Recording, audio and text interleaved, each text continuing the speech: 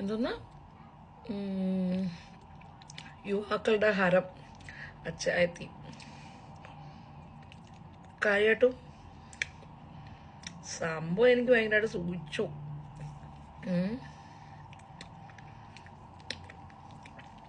ഭയങ്കര ഒരു ഹോട്ട്നെസ് ഒക്കെ ഫീൽ ചെയ്തപ്പോൾ ഒന്ന് കൂളാകാൻ വേണ്ടിയാണ് സത്യം പറഞ്ഞ നല്ല കുക്കിയോടെ ഐസ്ക്രീം എടുത്തൊന്ന് ഞുണഞ്ഞാക്കാന്ന് വിചാരിച്ചു. സംഭവമൊക്കെ തന്നെയാണ് എന്ന് വെച്ചിട്ട് എടാ മറ്റുള്ള പെൺപിള്ളേർക്ക് അതൊരു ബുദ്ധിമുട്ടാവില്ലേ?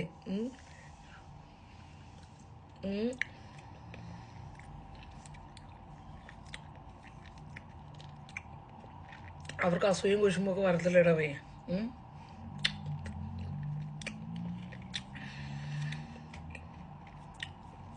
ഇങ്ങനെയൊക്കെ പറഞ്ഞ് എന്നെ സൂപ്പിക്കരുത്.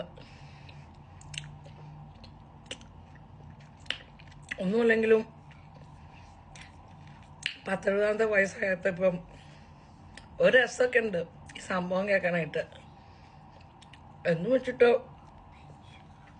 ഒരുമാതിരി സൂപ്പിക്കലാവല്ലടവേ. ഞാൻ കൂളാവാൻ വേണ്ടിയാണ് സത്യം പറഞ്ഞ ഇത് കഴിച്ചോണ്ടിരിക്കണേ. എന്തായാലും കൊള്ളാം.